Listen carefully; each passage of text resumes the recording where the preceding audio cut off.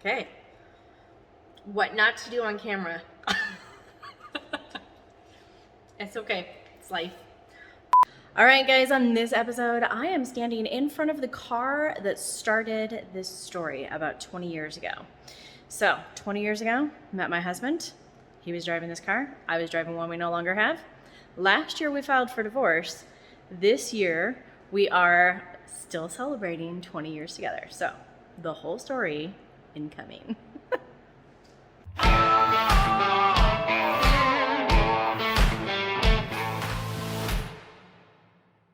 All right, so that's a heck of a hook, right? So here's the deal. 20 years ago, I was drag racing in what's called the Club Series, which is pretty much like street cars. You can take them up, you can race them on the quarter-mile drag strip, and it's just kind of a fun way to get out and have fun, right? So I was racing with my aunt. She had a 65 GTO, she had a 65 Mustang, and she also had a newer Mustang.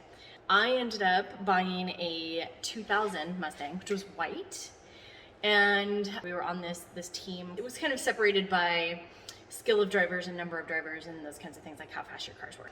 Anyway, our team was consistently always either winning or second place, right? And the team that we were always competing against was the team that my husband was on.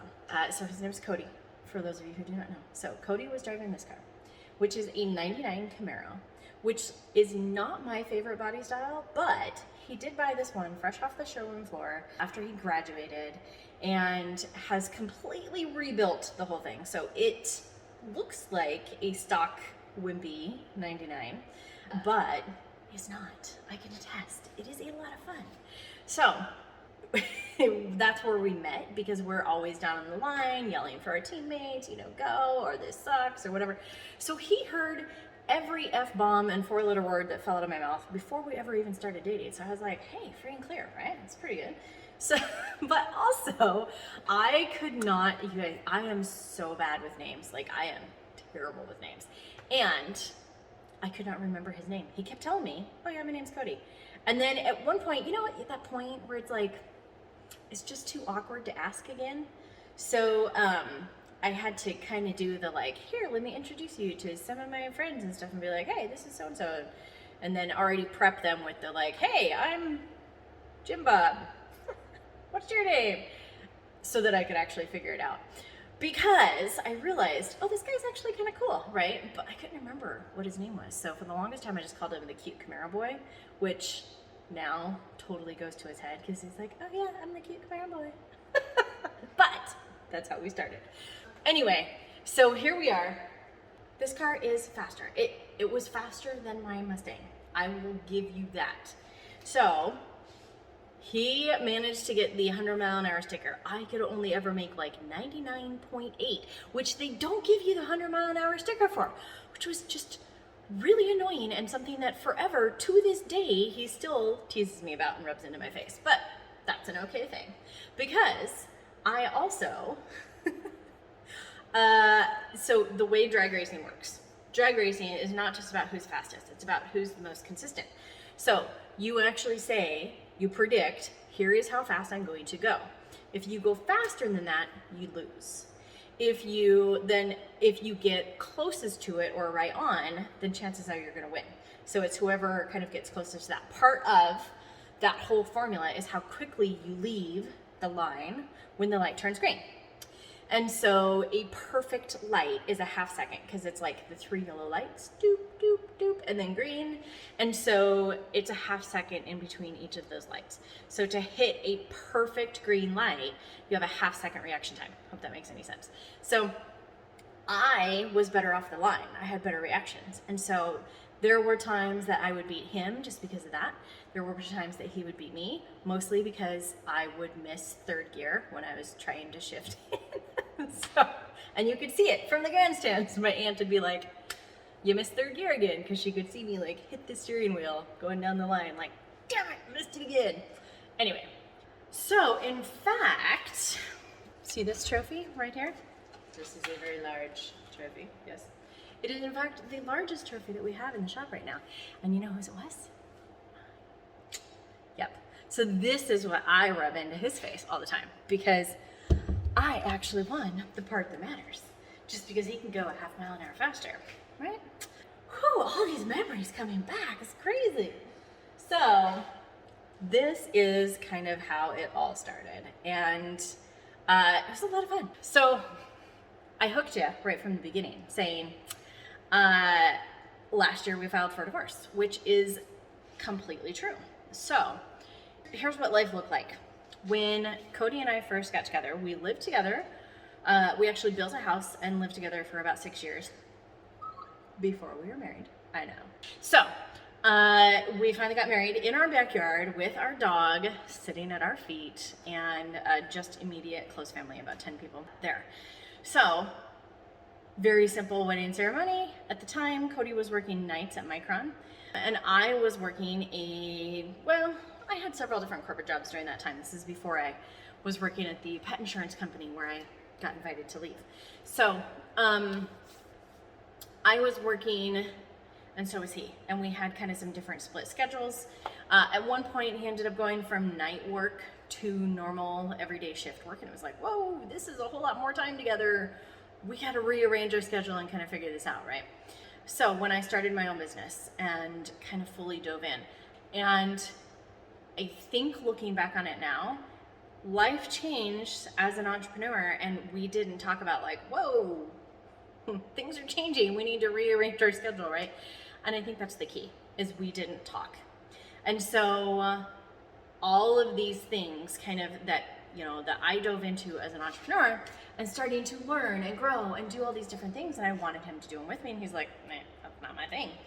And so we kind of started growing apart. And so for about 5 years, I was like, wow, I'm kind of unhappy, and I didn't know why, kind of unhappy. And then I finally figured out, and then I'm like, oh, it's all his fault. All his fault. Totally all his fault, right? And so I made him out to be the bad guy.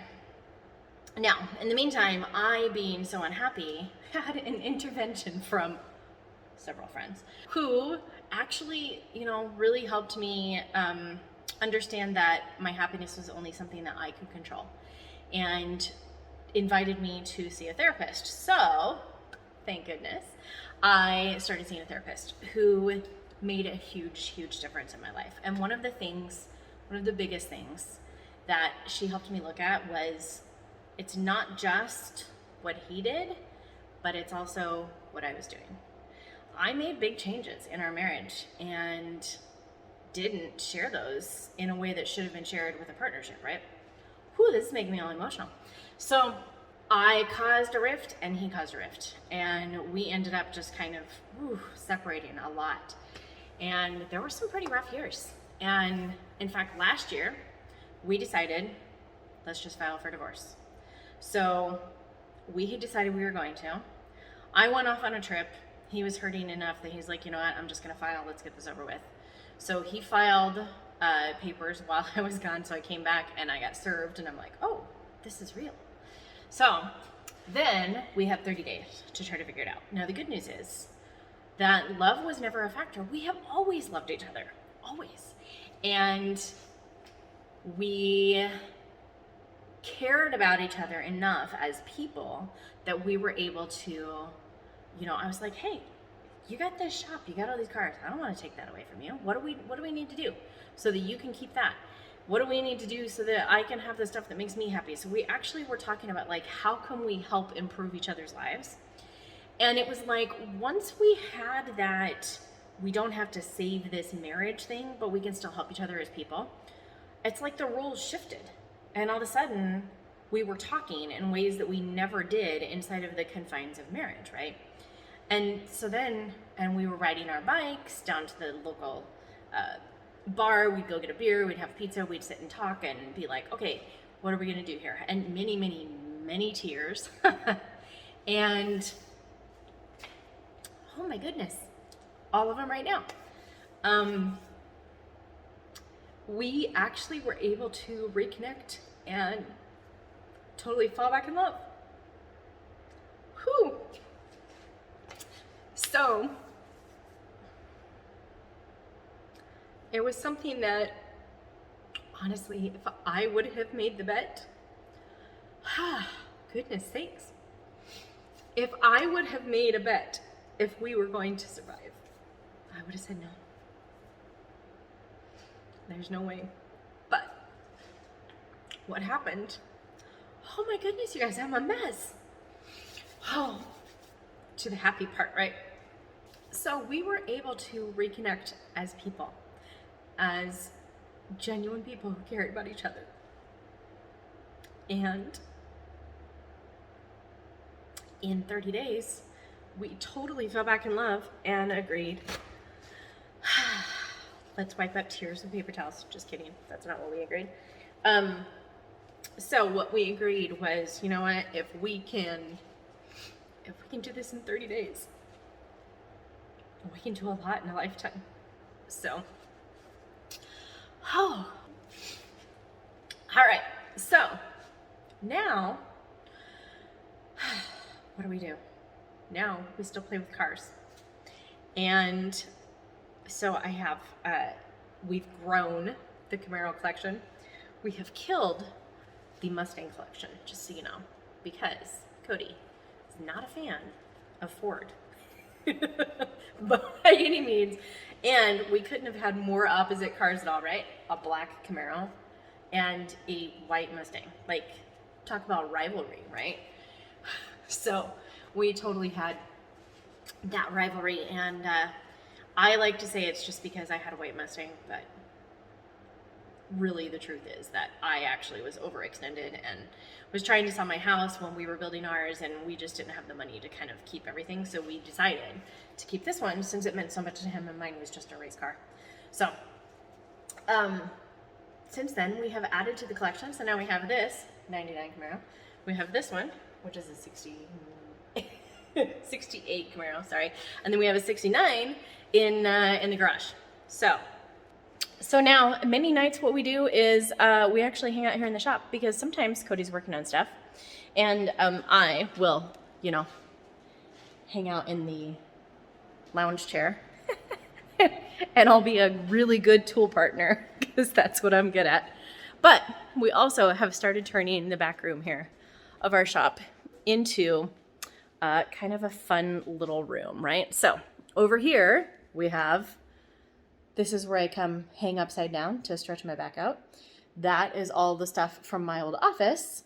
But over here, you guys have seen this before, we have a fun little arcade game, and we're actually getting ready to put in a Golden Tee golf game.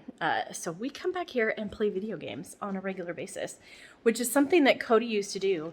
And I never liked the video games, but now it's fun because we're playing these old vintage ones, and like I can actually kind of get along with them, so they're okay.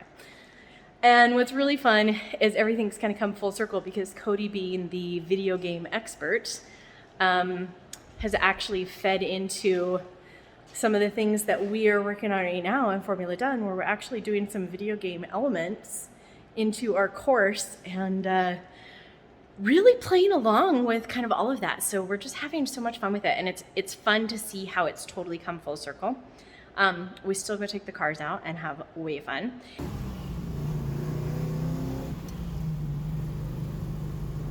And work on them consistently, and I'm sure that this will not be the end of the collection. Another thing that we love to do is cook together. And in fact, since Cody has started to understand the business lifestyle, he's actually considered doing his own business around one of the things that he loves, which is cooking. So there may be a podcast, there may be a cookbook, there may be some fun stuff in the future. Just wait and see, it's gonna be awesome. So just give you a little background here, some of the things we do. Hang out in the hot tub. Yes, we turn the temperature down in the hot tub and sit here and watch TV. It's really fun to watch a scary movie while you're outside in the water. It's quite an amazing experience. We also hang out an awful lot here on our back patio. And what we do here is mostly just sit and stare at the yard behind us. But we do have, so see, all the love of cooking, right? We have a griddle and a grill and a smoker. And so we hang out and play with these and play with the dog who's always around. Hey, Addie. So, this is now our life. We are pretty chill. Most days what we do are things that allow us to spend time together, connect, talk, communicate, and it's kind of fun because after 20 years, it's like a whole new relationship. It's like a whole new honeymoon period. In fact, last year at this time, we were actually in Puerto Rico because we were looking at places that I was going to move.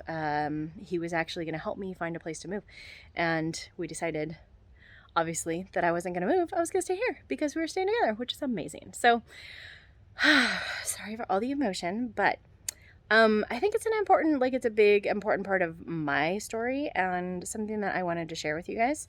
A little bit business related, I think it's really tough being married to us as entrepreneurs. And I think that it's difficult for us as visionaries to be like, why don't you just get it? Like, I know what's going to happen, but the opposite side of people, Cody is an engineer, and he definitely wants, his languages are different, and his happiness and desires and wants and dreams are different than mine.